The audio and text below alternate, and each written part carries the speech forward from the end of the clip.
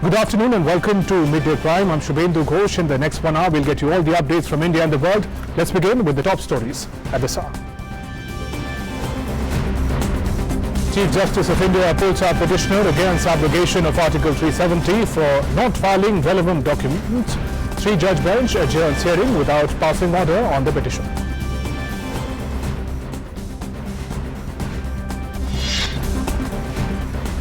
Flood subside in Kerala as no red or orange alert for any district today. People start returning to their homes as the situation normalizes.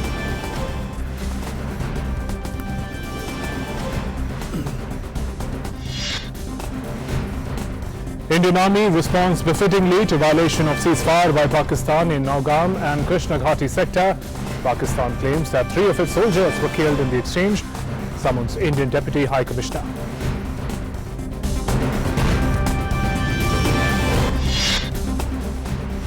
Karnataka Chief Minister B.S. Yediyurappa meets Prime Minister Modi regarding the flood situation in the state.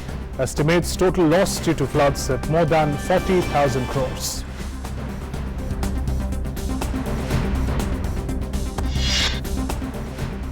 And Prime Minister Narendra Modi to leave for Bhutan, a 2-day visit tomorrow. India and Bhutan likely to strengthen bilateral ties.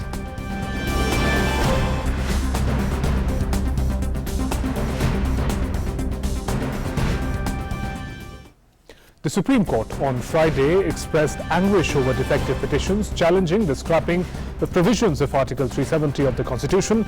A bench headed by Chief Justice Ranjan Gogoi said that the petition by Advocate M.L. Sharma challenging the scrapping of Article 370 has no meaning. Judges said that petitioner is not praying for setting aside the presidential order. It is not clear what the prayer is, and added that there were 5 other petitions in the registry which are defective. Chief Justice of India said he spent 30 minutes reading the petition on Article 370 but could not make out anything. The Apex Court asked lawyers to cure defects in their 6 petitions on Article 370 and adjourned the hearing. The bench also noted that it was hearing the petition on Article 370 by breaking the combination of judges hearing the sensitive Ayodhya matter. The Supreme Court also said that it will wait for some time before passing any direction on the plea seeking removal of restrictions on the media in Jammu and Kashmir after the centre said curbs are being lifted gradually.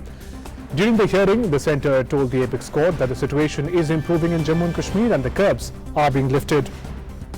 Solicitor General Tushar Mehta said that government is doing review on day-to-day basis. And my colleague Vikas Sarthi is joining us from the Supreme Court with more updates on the story. Vikas, give us the details of what happened in the Supreme Court and what is it that the petitioners are seeking? Well, Shubhendu, first of all, the Supreme Court said that we were hearing the Ayodhya issue, and because that was a constitution bench, and we have to form a special bench to hear these petitions. And court was very angry because most of these petitions were either in wrong format or there was some kind of technical glitches in all those 6 petitions. Out of that, only 2 petitioners care to cure the defects in their petition. The court said that we had set up this special bench for this hearing. It's a sensitive issue, and despite that, there are still 4 petitions where are some kind of defects are still in those petitions, and that needs to be cured. The court could not hear this matter on the merits and just adjourn the hearing for a next date. The court has not decided when it will take up this matter again. But today, court was very clear that there was no seriousness on the part of petitioners who have approached the Supreme Court last week, and one of the petitioners cured defects in his petition only on Wednesday. Yesterday was a holiday, so registry was not informed that those defects have been cured, and because of all this, the court has to adjourn the hearing. And now CJI has said that he will pass an order on administrative side, and when these matters should be heard again by the 3-judge bench. But so far the hearing of today is concerned, none of the petition could be heard on merits. Because given these developments, Vikas, given these developments, Vikas, what seems to be the road ahead in the courtroom as far as Article 370 abrogation is concerned? Well, Supreme Court will hear all these 6 petitions, and then it will decide whether it's a matter which needs judicial scrutiny or not. Because Center has opposed all these petitions. Court said that these petitions cannot be allowed. Whatever decision has been taken by the government has been ratified by the Parliament. President has given nod to the acts, and so far as the presidential order is concerned, Center has defended that also. Center says that it cannot be challenged. There is no legal lacuna in that presidential order. But court will certainly hear all petitioners. Right now there are 6 petitions, and then court will decide whether this issue needs to be addressed by 3-judge bench, a constitution bench, or whether this matter needs to be judicial intervention or not. That's the basic question which Supreme Court will decide first. All right, Vikas, thanks very much for joining us with those inputs from Supreme Court. Moving on, the Indian Army has refuted the claim of Pakistani Army that 5 Indian soldiers were martyred in cross-border firing across the LOC. The Army has said that ceasefire violation by Pakistan was carried out by Pakistani forces in Nogam and Krishna Ghati sector, which was responded appropriately and befittingly, but none of our own soldiers have either got injured or have been martyred. Earlier yesterday, Pakistani Army admitted that 3 of its soldiers were killed in ceasefire violation in Poonch. The Indian Army had warned last week that Pakistani Army Twitter handles were trying to spread misinformation and falsehood in the context of Article 370 being revoked in Jammu and Kashmir.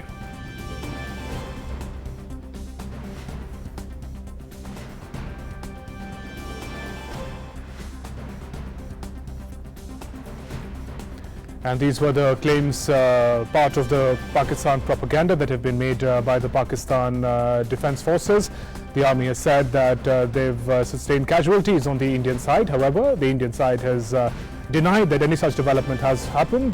Besides, there's been a lot of propaganda on the Twitter handles of the Pakistan as well. And joining me on the phone line will be my colleague Ashok Srivastav in just a bit. But Pakistan Army has admitted that 3 of its soldiers were killed yesterday. Indian side has said that there has been no casualty on the Indian side as far as ceasefire violations are concerned. But it has also accused Pakistan of spreading propaganda in the context of the abrogation of Article 370. My colleague Ashok Srivastav is in Srinagar. He's joining us on phone line. Ashok स्थिति का थोड़ा सा हमें update दें. अभी श्रीनगर में क्या हाल है? इंडिपेंडेंस डे की जो सेलिब्रेशंस थी बड़ी पीसफुली कंक्लूड हुई. अभी क्या स्थिति है और आगे का रास्ता क्या है श्रीनगर के लिए? देखिए शुभम, तो बड़ी खबर यह है कि यहाँ पर एक तो पहली बात यह है कि अभी जुमे की नमाज के बाद जो है अभी चारों तरफ शांति है. और बड़ी खबर यह है कि अभी 2:30 बजे यहाँ पर जम्मू कश्मीर सरकार की तरफ से एक प्रेस कॉन्फ्रेंस होने वाली है. और 2:30 बजे जो प्रेस कॉन्फ्रेंस होगी उसमें कुछ बड़े ऐलान होने की उम्मीद है. बड़े ऐलान का मतलब यहाँ पे जो लोग उम्मीद कर रहे हैं कि भाई कुछ रिस्ट्रिक्शंस जो है वो कम हो और फोन लाइन में कुछ जो है थोड़ी बहुत ढील दी जाए, इस तरह की लोग उम्मीद कर रहे हैं. और 2:30 बजे जो प्रेस कॉन्फ्रेंस है हम उसमें यही उम्मीद कर रहे हैं कि इस तरह की कुछ अनाउंसमेंट हो सकती है जिससे कि लोगों की जो रोजाना की जिंदगी में जो थोड़ी सी दिक्कतें रिस्ट्रिक्शन की वजह से आई हैं उन दिक्कतों को सरकार कम करने की कोशिश करेगी. शुभेंदु जी. अशोक, ऐसा भी लगता है कि जो पाकिस्तान आर्मी है उन्होंने अपनी तरफ से जो प्रोपेगेंडा है अगेंस्ट एब्रोगेशन ऑफ आर्टिकल 370 वो तेज कर दिया है. इंडियन ऑब्जेक्शंस भी उसमें अपनी जाहिर करी हैं. क्या अपडेट आप शेयर कर सकते हैं इस पर? देखिए, इसमें तो प्रोपेगेंडा जो है पाकिस्तान का वो हमेशा चलता रहता है, हम जानते हैं. और कल भी जब हमारे यहाँ पर राज्य सरकार के जो प्रवक्ता हैं उनसे बात हुई थी तो और पुलिस ने भी यही कहा था कि दरअसल प्रोपेगेंडा के लिए पाकिस्तान क्या कर रहा है कि 2016 के या 2010 के जो कुछ वीडियोज हैं वो इस तरह के वीडियो जिसमें कहीं सुरक्षा बलों का लोगों से क्लैश हुआ हो, कहीं किसी घर में कोई मौत हुई हो तो उस मौत के बाद के जो दृश्य होते हैं उन दृश्य से जुड़ी जो है कुछ वीडियोस जो है फैलाई जा रही है. लेकिन वो टोटली गलत है, वो झूठी है, क्योंकि यहाँ पर अभी पूरे वैली में जो है वो नेटवर्क नहीं चल रहा. तो इसलिए सबसे बड़ा सवाल है कि ये वीडियोस जो है यहाँ से आ कैसे सकती है. कोई ऐसी वीडियो है नहीं, यहाँ पर कुछ हुआ नहीं है, शांति बरकरार है, यहाँ पर एक भी किलिंग नहीं हुई है. तो पाकिस्तान अपनी तरफ से पूरी कोशिश करेगा शुभेंदु, इससे हम जानते हैं. और न सिर्फ अभी बल्कि हमें जी हेलो जी अशोक, हम सुनते हैं. हाँ शुभेंदु, मैं कह रहा हूँ ना सिर्फ अभी पाकिस्तान अपना प्रोपेगेंडा तेज करेगा, हम जानते हैं यूएनएससी में ले जाने की कोशिश कर रहा है. और संयुक्त राष्ट्र की जो है महासभा की आम बैठक है सितंबर में, पाकिस्तान उसमें भी उठाने की कोशिश करेगा. लेकिन शुभेंदु हम जानते हैं कि करीब करीब पिछले 50 साल से हर साल पाकिस्तान जो है ये कश्मीर का प्रोपेगेंडा करता है और कश्मीर का इशू यूनाइटेड नेशन में उठाता है, लेकिन पूरी दुनिया पाकिस्तान की जो असलियत है उससे वाकिफ है। इसलिए इस तरह के प्रोपेगेंडा पाकिस्तान कोशिश करेगा, लेकिन उसके हाथ कुछ नहीं आएगा। जी अशोक, यहीं पे धन्यवाद आपका इन अपडेट्स के साथ हमारे साथ जुड़ने के लिए। My colleague Ashok Srivastava giving us updates from Srinagar. He said that the normalcy prevails in whole of Jammu and Kashmir in particular, after the peaceful celebrations of Independence Day. Importantly informed about an important press conference that is expected to take place in a short while from now by the Jammu Kashmir administration, talking about the road ahead for Kashmir in particular. Moving ahead, let's now talk about the new position of Chief of Defence Staff that Prime Minister Modi spoke about in his Independence Day speech.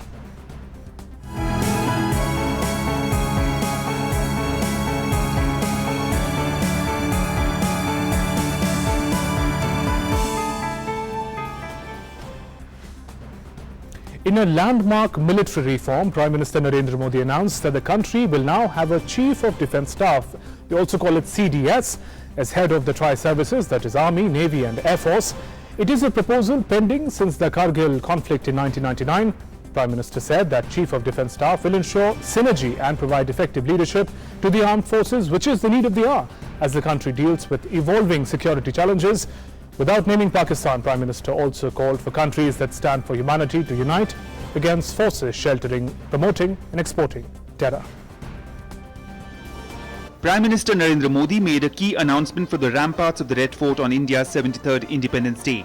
In a major military reform, the Prime Minister said the country will now have a Chief of Defence Staff that will ensure synergy among the three services and provide effective leadership to them.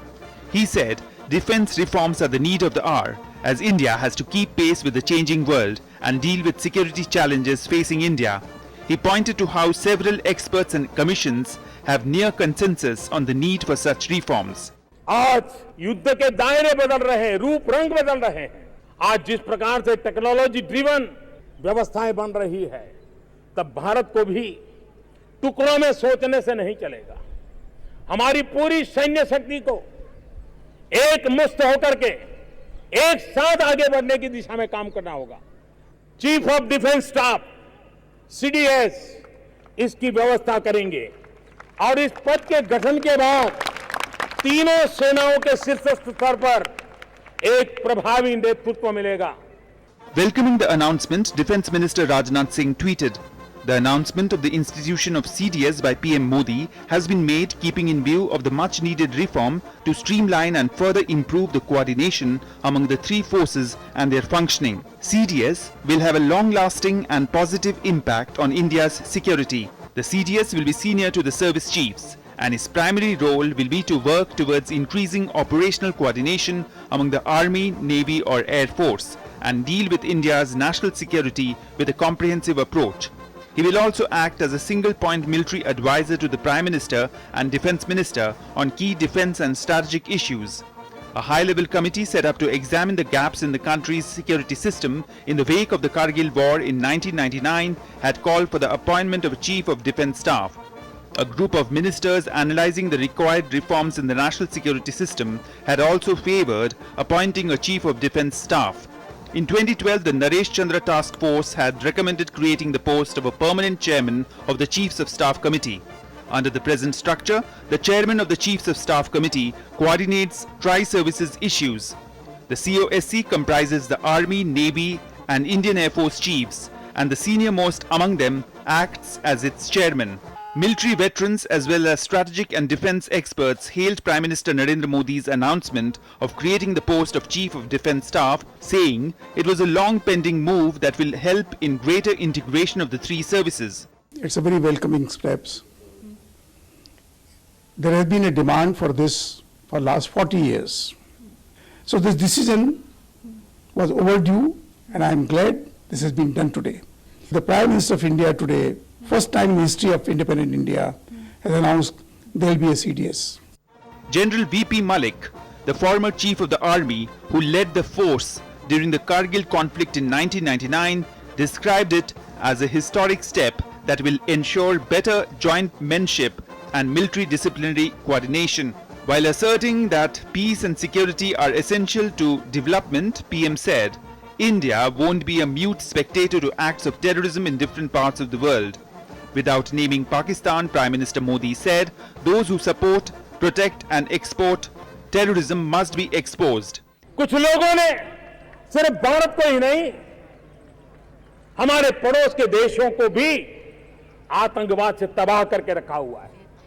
Bangladesh भी आतंकवाद से जूझ रहा है, अफगानिस्तान भी आतंकवाद से जूझ रहा है, श्रीलंका के अंदर चर्च में बैठे हुए निर्दोष लोगों को मौत के घाट उतार दिया जा रहा है। कितनी बड़ी दर्दनाक बातें हैं। और इसलिए हमें आतंकवाद के खिलाफ जब हम लड़ाई लड़ते हैं, तब हम इस पूरे भूभाग के शांति और सुरक्षा के लिए भी हमारी भूमिका अदा करने के लिए सक्रिय काम कर रहे हैं।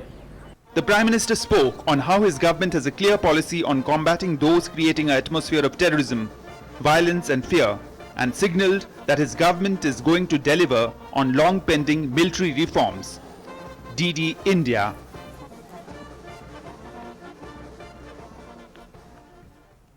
And my colleague and defence correspondent Nandita Dagar joins us from the newsroom with more. Nandita, Chief of Defence Staff, CDS, the term has been doing rounds for a long time, perhaps more since the Kargil conflict. What are the implications for the defence forces when this position comes into being? Yes, in his announcement yesterday, Prime Minister Modi has taken a very bold move, and this has been pending for the past 19 years, Shubhendu, as you rightly said. After the Kargil war and the Kargil Review Committee recommended it, the group of ministers recommended it to the Cabinet Committee on Security, and in 2012 even the Naresh Chandra Committee had recommended the creation of such a post. What it would mean is that duplication of assets and resources would can be curbed now, because there would be greater integration or jointmanship between the three services, the Army, Navy and Air Force. And we currently have a system of Chairman Chiefs of Staff Committee, but that in a sense is a office that lapses with the retirement of the officer in charge. What we have, the system we have right now is the senior most service chief is the Chairman Chiefs of Staff Committee. For example, currently Air Chief Marshal B.S. Dhanua, who is the Air Force Chief, is the Chairman Chiefs of Staff Committee, but as he retires in September this year, he would relinquish this post to General Rawat, Bipin Rawat. So he would have remained Chairman Chiefs of Staff Committee only for 4 months. CDS would be a single point of advice and contact interface between the the Armed Forces Headquarters and the Ministry of Defence. The CDS would advise the Defence Minister and the Prime Minister.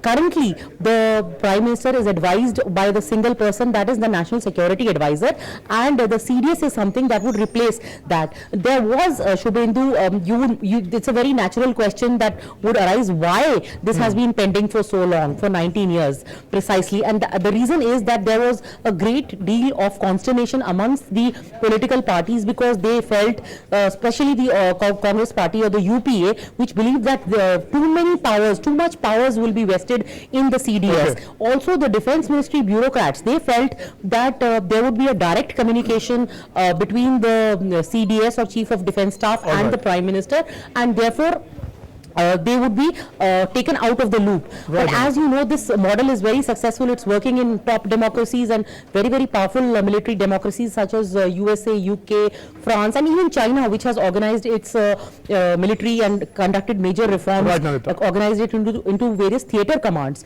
So as we see that the Prime Minister Modi has not shied away in biting the bullet in any way, not in his previous term, not in this term. He has taken pretty bold moves, be they in the sphere of military or otherwise in politics, and therefore it required a substantial amount of political will, which Prime Minister Modi has shown by announcing it yesterday from the Red Fort. All right, Nandita, thanks very much for joining us with those inputs. My colleague Nandita Dagar giving us a perspective of the significance of this new position of Chief of Defence Staff, and also to discuss further on the implications. Joining me in the studio, special guest Mr. Alok Bansal, security expert, also Director of India Foundation. Welcome to the studio, sir. Now, any reference to our defence forces, Army, Air Force, Navy, is always with reverence, and we hail their bravery, and it's also called one of the most professional forces. But what was this gap area which makes the position of Chief of Defence Staff a game changer? See, we need to understand that our defense forces were structured by the colonial masters, and they were configured to fight wars that existed between First World War and Second World War. Okay. And thereafter there has not been a major restructuring of the forces. So the forces were configured to fight battles that were prevalent during the Second World War, where each service would primarily fight its own battles with a little bit of support from the other services. But the warfare has changed drastically. Today it's going to be a short, intense war where every organ of the state will have to be involved. And consequently, for last many decades, not only after Kargil, much before Kargil, there was felt that there is a need for a chief of defense staff. Okay. Unfortunately, the bureaucracy which felt that its position will get eroded if a chief of defense staff comes up, the defense secretary's salience would reduce or things like that, has been the major stumbling block. It tried to propagate a fear psychosis amongst the politicians who did not have much experience of the defense, that having one CDS would make it too powerful and there could be coups or things like that. Okay. Not realizing that nowhere in the world a CDS has ever staged a coup. And broadly, sir, administration of the security forces now, the leadership, and how is that set to change with an introduction of the position of CDS? What kind of change can we look at? See, the CDS by itself will firstly head the headquarter integrated defense staff, which was actually came into being after the Kargil Review Committee's recommendations. Okay. Now what it does is it coordinates the requirements between the three services, and what we need to understand is that in today's world there is always contestations by different services on limited budget, and in that sort of a scenario the CDS prioritizes what should be given to which service, what should be there, and that is what is required. Now anomaly and irony of this has been that from 2001 to 2019 we had an integrated defense staff without a CDS, so it was virtually non-functional. Right. What is even more important is that when the Kargil Review Committee gave its recommendations, there were supposed to be certain bureaucrats and other officers a part of it. There was supposed to be a Foreign Service officer under an HQ IDS. Okay. They have never been appointed. So the aim has been right from the beginning to ensure that this organization, this organ, this office does not fructify. And even now there are single services apprehensions because services feel their turfs would be encroached upon by CDS. There are bureaucratic apprehensions. So despite announcement, we need to move fast. We need to ensure that this organ of CDS gets full support, because the key is that he should have direct access to Prime Minister through Defence Minister and direct access to Defence Minister. Right, sir. You mentioned that this separate leadership verticals for the defense forces is a legacy of the past. Now, how has that security situation changed now? We, of course, learn about surgical strikes and other such operations. If you could broadly tell us the ways in which the defense scenario has evolved and changed now that makes a single contact point for India's defense is very crucial. See, we need to understand there are three things. One, India has emerged as a great power and we have global aspirations. And in this sort of a scenario, our forces should be in a position to be deployed anywhere in the globe, not only within the India's borders. There may be India's interests which may require Indian forces to which India is doing nonetheless. And which we have been doing. We have been rendering humanitarian assistance after tsunami. We have been getting people of other nationalities out from conflict zones. We have been providing offshore security to countries which do not have worthwhile forces. But for better coordination, because in that sort of an operation you will require all three services to function. Secondly, what has happened is in today's world it is actually an equipment intensive service where no single service can fight. If an army operation has to take place, the air superiority has to be established. If an amphibious operation has to take place, the Navy, Air Force, Army all have to coordinate.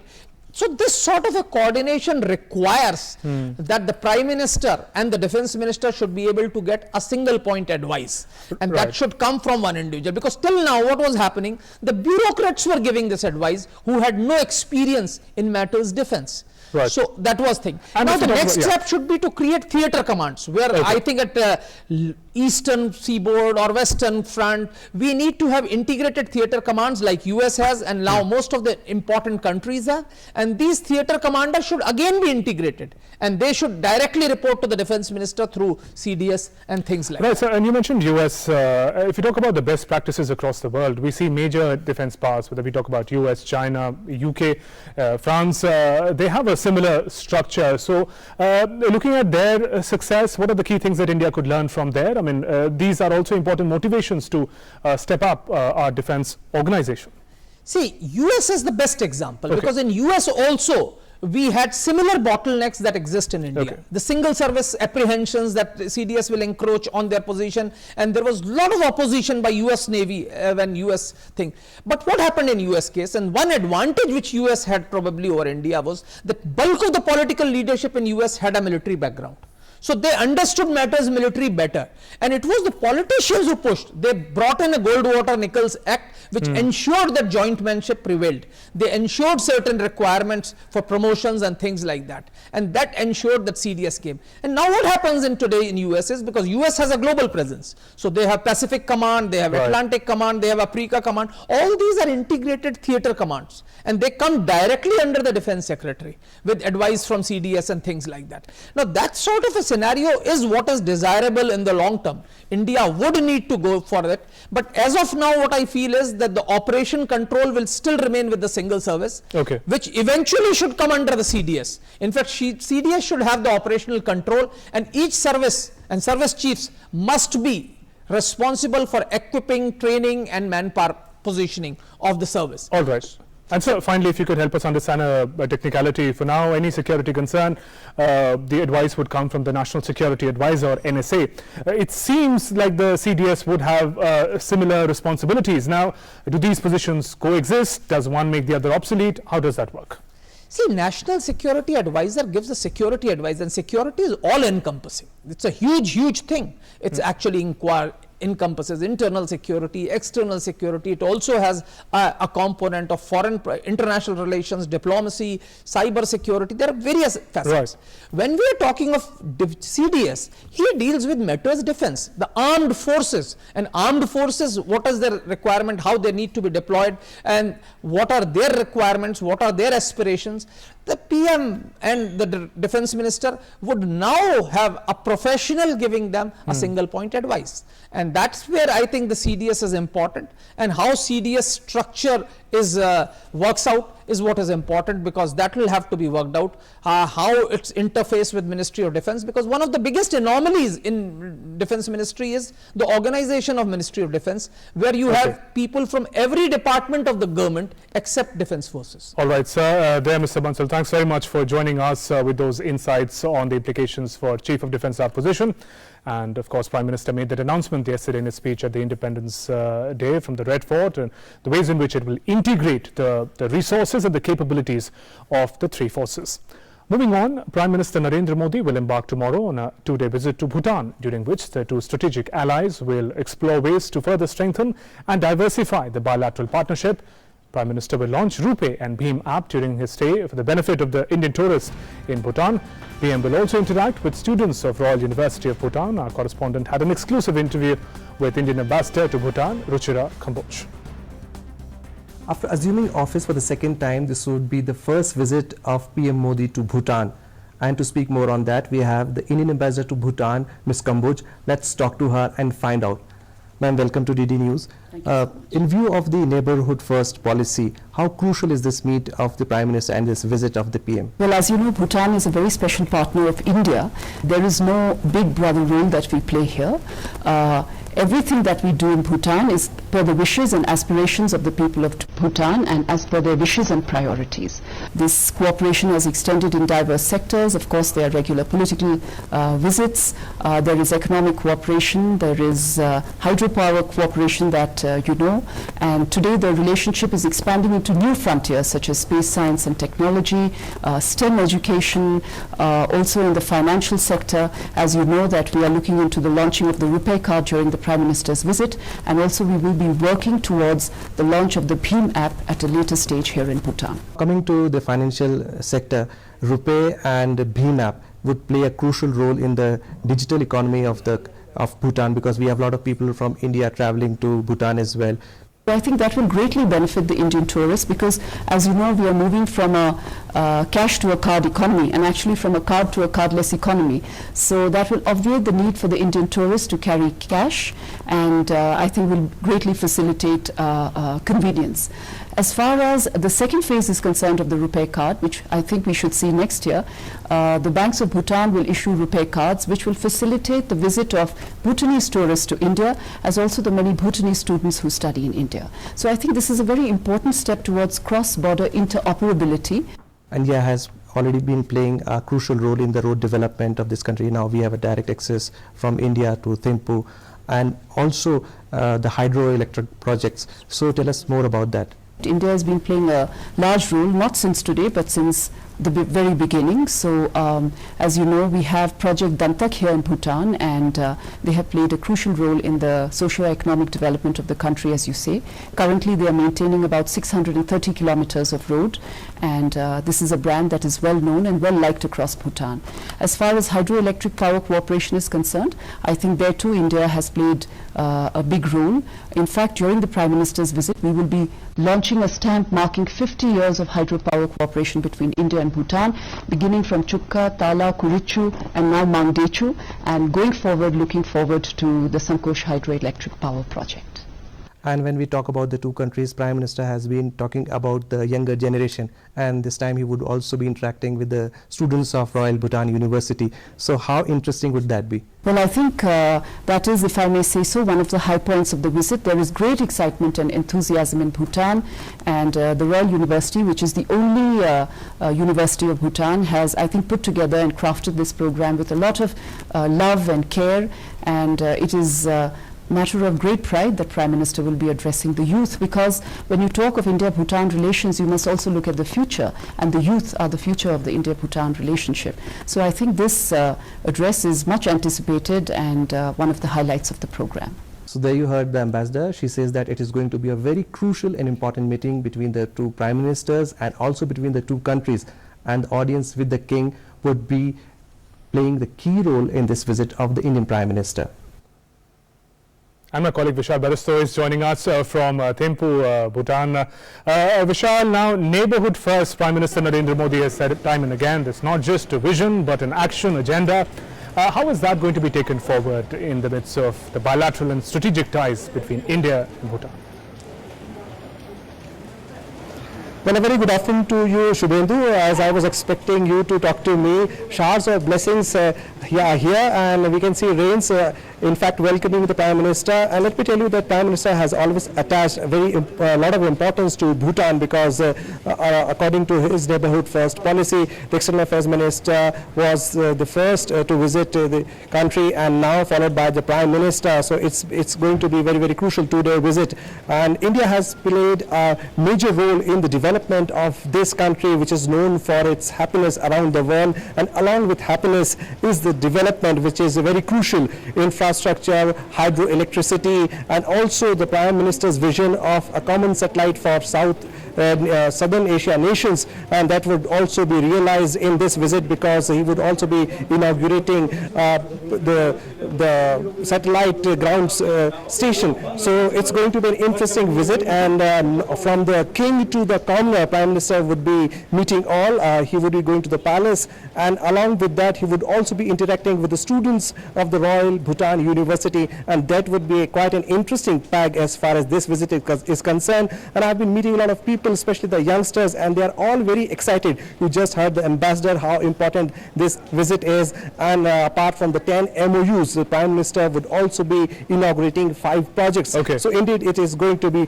very, very important and exciting for both the countries. Vishal, now since you're in Thimphu and you've been interacting with locals there, give us a picture of how do they look at India as a development partner?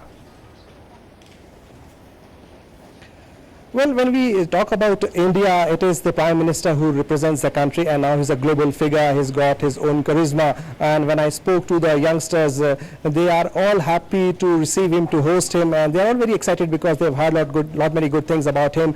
And across the streets, I've spoken to people across ages, and they're saying that he is a man who walks his words, and he's a good statesman.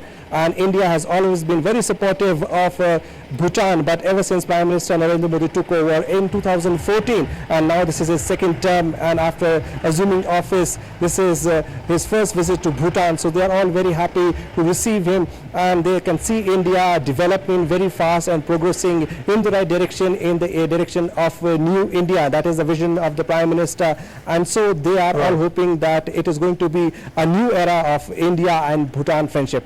All right, Vishal, then enjoy the rains, and thanks very much for joining us with those inputs from Thimphu, Bhutan. Prime Minister Narendra Modi addressed the nation from the ramparts of Red Fort yesterday on the occasion of Independence Day.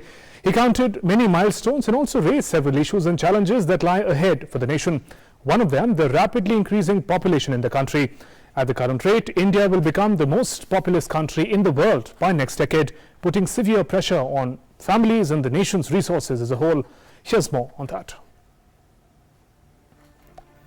Prime Minister Narendra Modi laid great emphasis over the issue of population control in his Independence Day speech. Prime Minister said rapidly increasing population poses new challenges for us and future generations.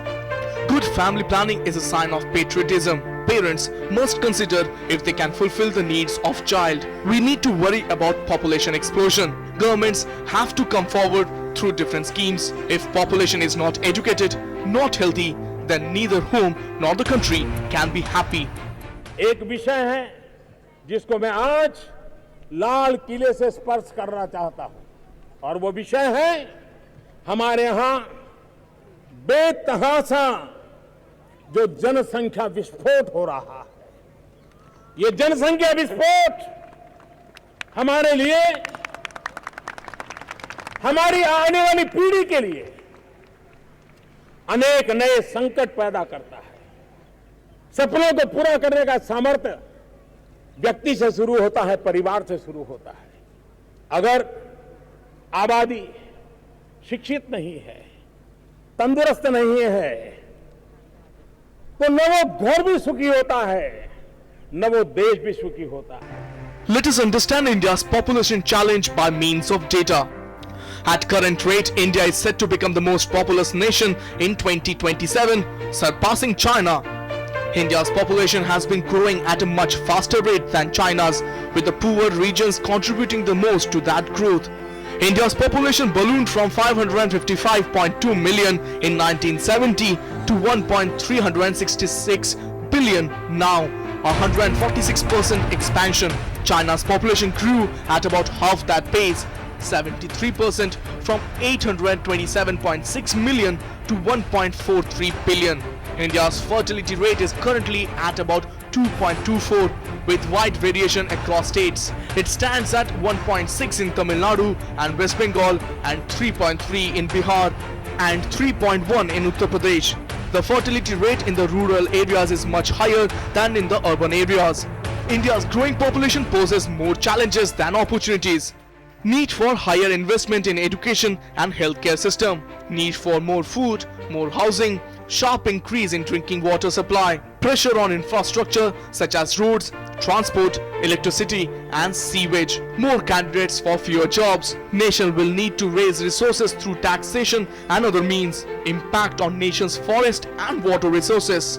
Therefore, population control continues to be a major challenge for India, and the need for decisive steps to manage this explosion is higher than ever before. Bureau Report, TD News. Some other news now. On the first death anniversary of former Prime Minister Atal Bihari Vajpayee, Shraddhanjali and Sarvadharma Prarthana Sabha was held in his memory at Sadaiv Atal Memorial in New Delhi. President Ramnath Kovind and Prime Minister Narendra Modi paid tributes to Atalji. Union Home Minister Amit Shah, BJP National Working President JP Nadda and other leaders of the party also paid tribute to former Prime Minister. Late Atal Bihari Vajpayee's daughter Namita Kaul Bhattacharya and granddaughter Niharika paid tribute at Sadaiv Atal. Atal Bihari Vajpayee was the 10th Prime Minister of India and was Member of Parliament for 4 decades. He was one of the main founders of Janasangh. Atal Bihari Vajpayee was also the first Prime Minister of NDA government to complete 5-year non-Congress Prime Minister's office without any obstacle.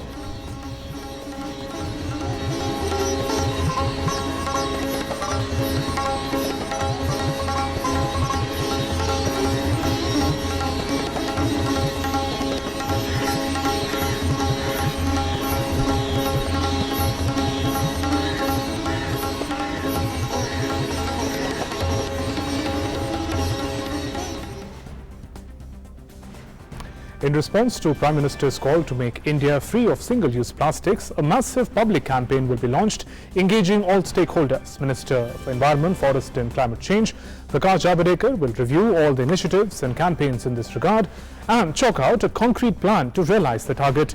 The minister was addressing a gathering to celebrate 73rd Independence Day in Sao Paulo, Brazil.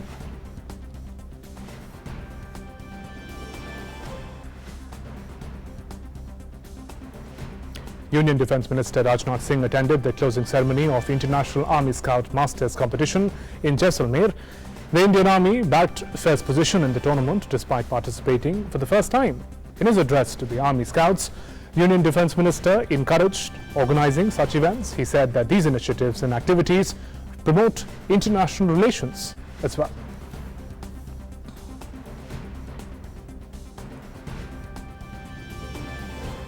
Let's get some update on the flood situation across the country. The flood situation has subsided in parts of Kerala as no red or orange alert for any district remains in force.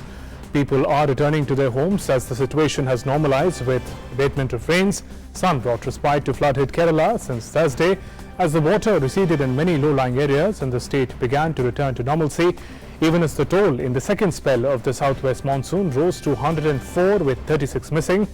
There was no red alert warning in any of the 14 districts of the southern state as the intensity of rains decreased. And the monsoon remains active with a well-marked low-pressure area lying embedded in the northeast Rajasthan, adjoining areas of northwest Madhya Pradesh and southwest Uttar Pradesh. The well-marked low-pressure area is very likely to move gradually along the monsoon trough and weaken after 48 hours. Widespread rainfall with isolated heavy to very heavy and extremely heavy falls are very likely over Rajasthan during the next 48 hours. A constructive interaction between monsoon low and an approaching western disturbance is likely to cause fairly widespread rainfall with isolated heavy to very heavy falls over western Himalayan region, Punjab, Haryana, Chandigarh and Delhi and West Uttar Pradesh mainly during 17th, 18th August. Enhanced rainfall activity with isolated heavy to very heavy rains likely over sub-Himalayan West Bengal and Sikkim and Assam along with Meghalaya during the next 2 to 3 days. In the next segment, let's find out what's making news across the globe.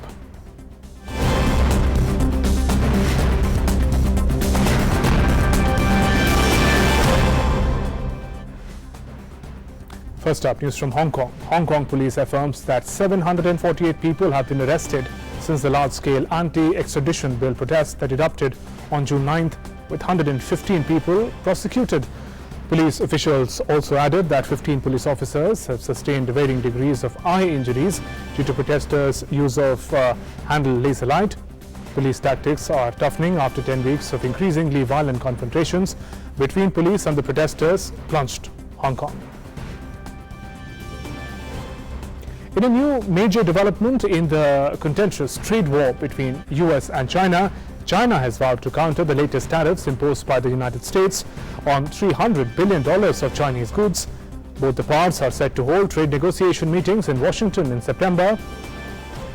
US President Donald Trump expressed on Thursday that the trade war between the both nations would last soon, and he said that China wants to make a trade deal. Time now for all the action from the world of sports. My colleague Taposh Bhattacharya is all set.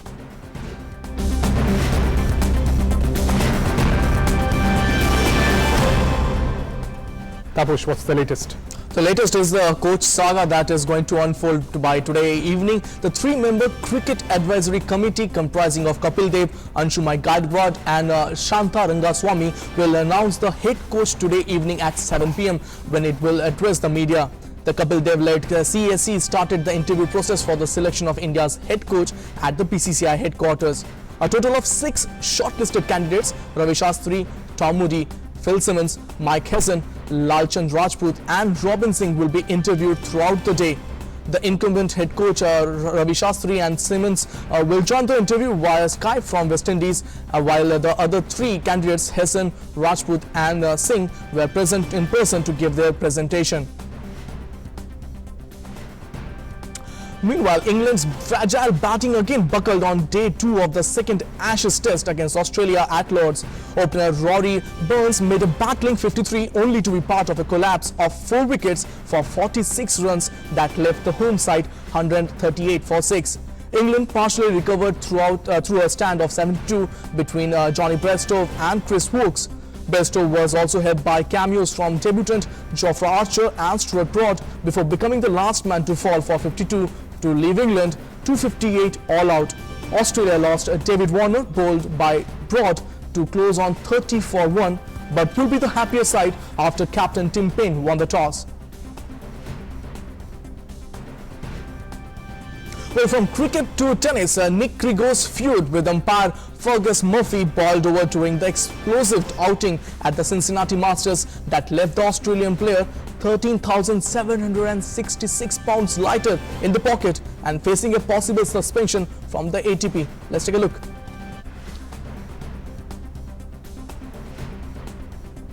Well, that's all from the Sports Prime. Shubhendu, for more news and updates, back to you.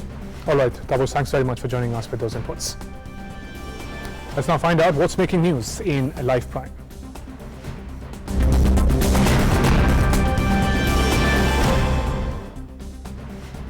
Around 1,500 twins and triplets of all ages gathered in Brittany, France, to celebrate the Twin Festival. Northwestern side of the country, the festival, which hosts twins from France and other countries, is a major hit and has been a trend since 1994. Famous for its summer gathering, the festival allows twins to meet other twins. This year celebrates the 25th year of the celebration.